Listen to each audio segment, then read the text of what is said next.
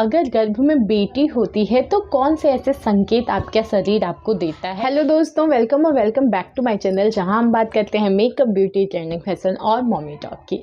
आज की वीडियो में एक बार फिर से मैं लेके आई हूं, खास वीडियो है प्रेग्नेंट लेडीज़ के लिए, और जो ये जानना चाहती हैं कि उनके गर्भ में जो बच्चा पल रहा है वो लड़का है या लड़की।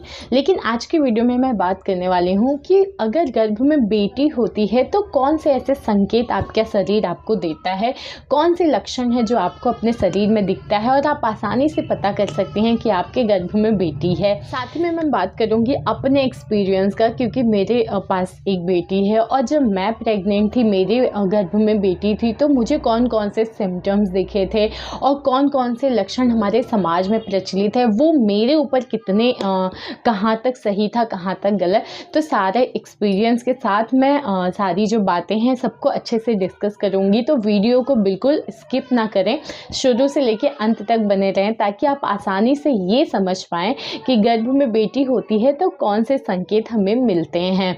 एक और बात मैं बता देती हूँ, मैं या मेरा चैनल गर्भ में पल रहे बच्चे का लिंग पता करने को बिल्कुल बढ़ावा नहीं देते हैं। और अगर आप गर्भ में पल रहे बच्चे का लिंग परीक्षण कराते हैं तो फिर आपको और आपके डॉक्टर को, हॉस्पिटल को सज़ा हो सकती है। वैसे तो जैसे ही हम कंसीव करते हैं ना, जैसे ही हम प्रेग्नेंट होते हैं, तो हमारे शरीर में बहुत सारे बदलाव आने शुरू हो जाते हैं। कुछ ऐसे बदलाव होते हैं जो हम जानबूझ के करते हैं, जैसे उठना बैठना, क्या खाना है क्या नहीं खाना है, कैसे रहना है। कुछ ऐसे बदलाव होते हैं जो शरीर हमारा हमें दिखाता है, हमारे हार्मोनल चेंजेस की वजह से हमारी बॉडी में आता है। तो मैं बात करूँ स्टार्टिंग के 3 महीने की, तो देखिए शुरू के जो 3 महीने होते हैं ना, उसमें आपको कोई डॉक्टर, हॉस्पिटल, अल्ट्रासाउंड यानी कोई सिम्टम, या मैं या कोई भी अगर लिंग परीक्षण के बारे में कहता है कि हम बता सकते हैं, तो वो सरासर गलत है। क्योंकि शुरुआत के 3 महीने में आप लिंग परीक्षण या फिर लिंग के बारे में, जेंडर के बारे में आप पता नहीं कर सकते, कोई नहीं बता सकता। लेकिन जब बात करते हैं सेकेंड ट्राइमेस्टर की, यानी जब चौथा 5वां महीना लगता है, उस टाइम पे अल्ट्रासाउंड भी बताता है और साथ में आपको अपने शरीर में जो बदलाव हो रहा है, कुछ ऐसे सिम्टम्स जो दिख रहे हैं, उससे आप काफ़ी हद तक अनुमान लगा सकते हैं कि गर्भ में बेटा है या फिर बेटी। तो सबसे पहली ऐसी मान्यता है कि आपको मॉर्निंग सिकनेस बहुत ज़्यादा रहता है अगर आपके गर्भ में बेटी है।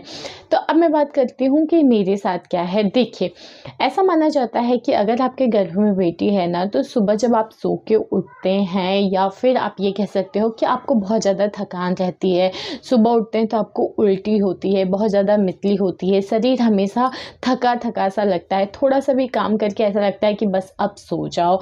ठीक है, तो ये होता है मॉर्निंग सिकनेस। अब मैं बात करती हूँ अपनी, तो मेरे साथ क्या हुआ था। देखो, सच्चाई आपको बताती हूँ। मेरी जब बेटी आई ना मेरे गर्भ में, जब से मैं प्रेग्नेंट हुई, मुझे वॉमिट हुई ही नहीं। यकीन मानने वाली बात तो नहीं है, लेकिन मैं कह रही हूँ, सिर्फ एक दिन ऐसा रहा जिस दिन मुझे ऐसा लगा कि मुझे अपच जैसी फीलिंग आ रही है, खाना सही से नहीं पचा है, तो एक दिन मुझे हल्का सा वॉमिट हुआ था, 2 या 3 बार। लेकिन उसके अलावा पूरे 9 महीने की प्रेगनेंसी में मुझे वॉमिट नहीं हुआ। अब मैं बात करती हूँ सुबह उठ के बहुत ज़्यादा सिकनेस। देखिए, स्टार्टिंग के 3 महीने आपको मॉर्निंग सिकनेस रहेगा। हो सकता है आपके गर्भ में बेटा हो सकता है आपके गर्भ में बेटी हो। मॉर्निंग सिकनेस इसलिए भी रहती है क्योंकि आपकी बॉडी जो है एक बच्चे को ग्रो करा रही है, आपके शरीर को जस्ट डबल से भी ज़्यादा काम करना होता है। तो अगर शरीर बहुत ज़्यादा काम करेगा तो थकान तो रहेगी ही। तो सुबह जब रात भर आप सो के उठते, सुबह उठते हैं ना, तो थोड़ा सा आपको आलस आएगा, क्योंकि शरीर बहुत ज़्यादा थका थका सा महसूस करता है। लेकिन जब आप एक बार बेड छोड़ देते हैं, अपने डेली रूटीन में एंटर करते हैं, काम करना शुरू करते हैं, तो फिर अगर आपको उतनी थकान नहीं लगती, उतना आलस नहीं आता है, तो कहते हैं गर्भ में बेटा होता है। वहीं अगर आपको बहुत ज़्यादा आलस आ रहा है, थकान लग रही है, तो बेटी होती है। लेकिन मेरे साथ ये वाला सिम्टम उल्टा रहा। मेरे साथ क्या था, हाँ, शुरू में उठने में मुझे आलस आता था।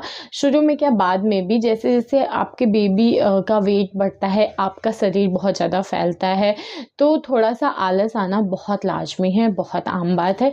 तो शुरू में मुझे थोड़ा बहुत आलस आता था जब मैं सुबह उठती थी, लेकिन उसके बाद जब मैं अपने काम धाम में बिज़ी हो जाती थी, स्कूल जाना है और फिर मतलब घर का काम करना है, फिर स्कूल जाना होता था, वहाँ भी जाके बच्चों के साथ एक्टिव रहना, तो मुझे बहुत ज़्यादा थकान तो नहीं होती थी। तो ये वाला सिम्टम मेरे साथ तो नहीं था। आप मुझे कमेंट करके बताइएगा कि आपके साथ ऐसा कुछ हुआ। सेकेंड सिम्टम की अगर मैं बात करूँ तो वो है आपके पेट का आकार।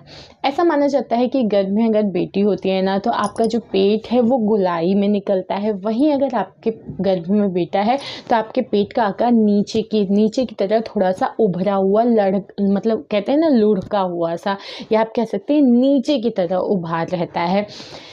अब मैं बात करती हूँ कि अपना मेरे साथ कैसा हुआ। मेरे साथ ये वाला सिम्टम बिल्कुल सही रहा। जी हाँ, मेरा 8 महीने तक मेरा जो पेट निकला था वो बिल्कुल गोल गोल ऊपर की साइड निकला हुआ था। लेकिन जब 9वां महीना लगा, जब मेरा डिलीवरी डेट आई ना, तो मेरा बेबी नीचे की तरफ खिसकने लगा, और उसी को कहते हैं बेबी ड्रॉप बोलते हैं, क्योंकि वो आपकी बॉडी ना आप लेबर के लिए तैयार हो रही होती है तो बच्चा ऊपर से धीरे धीरे नीचे की तरफ आता है। तो ये तो प्रोसेस होता है लेबर के लिए। लेकिन 8 महीने तक मेरा बिल्कुल पेट का जो शेप था ना, वो कोई भी देख के कह सकता था कि लड़की है। अगर मैं पेट के आकार की बात करूं तो मेरा पेट ऊपर था, मेरी बच्ची जो थी वो ऊपर साइड थी। तो ये वाला सिम्टम तो बिल्कुल सही रहा मेरे साथ। तीसरे सिम्टम की अगर मैं बात करूं तो वो होता है कि आपके पेट के आसपास चर्बी बढ़ना। जी हाँ, ये भी मेरे साथ बिल्कुल सही रहा। ऐसा माना जाता है कि अगर गर्भ में बेटी होती है ना, तो आपके पेट, थाई और आपके हिप्स चारों तरफ से आपकी चर्बी बढ़ती है, आप काफ़ी मोटे होते हैं, पूरी बॉडी में फैट जो होता है वो बहुत ज़्यादा बढ़ता है।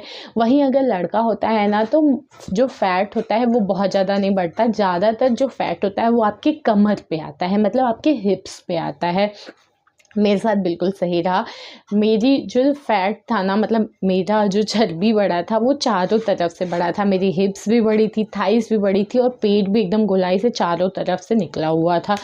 तो ये वाला भी सही था। मेरे गर्भ में बेटी थी और मेरा जो फैट था वो चारों तरफ से बढ़ा था, सिर्फ हिप्स पे नहीं था। तो आप भी मुझे कमेंट करके बताइए कि आपका जो चर्बी बढ़ने का या फैट बढ़ने का पैटर्न है वो कैसा है। नेक्स्ट सिम्टम की अगर मैं बात करूँ तो वो है पैरों में सूजन। जी हाँ, ऐसा माना जाता है कि गर्भ में जब बेटी होती है ना, तो पैरों में बहुत ज़्यादा सूजन होती है, या आप कह सकते हैं बॉडी में आपके बहुत ज़्यादा स्वेलिंग होती है। वहीं अगर गर्भ में बेटा होता है तो सूजन कम दिखती है। अब मैं बात करती हूँ मेरे साथ क्या हुआ। जी हाँ, मेरे साथ ये वाला भी बिल्कुल सही था।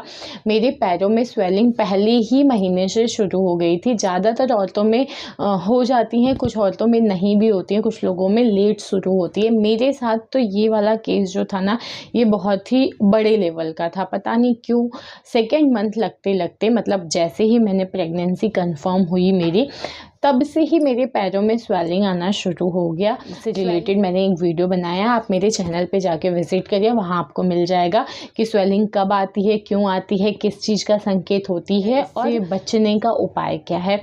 तो अब मैं बात करती हूँ स्वेलिंग की। तो जी हाँ, मेरे गर्भ में बेटी थी और मेरे पूरे शरीर में काफ़ी स्वेलिंग थी। इतनी ज़्यादा थी कि मैं रिंग्स नहीं पहन पाती थी, मेरे हाथ पैर सब मोटे मोटे हो गए थे, बैलेंस नहीं बन पाता था, जबकि मैं पूरे टाइम एक्टिव रहती थी।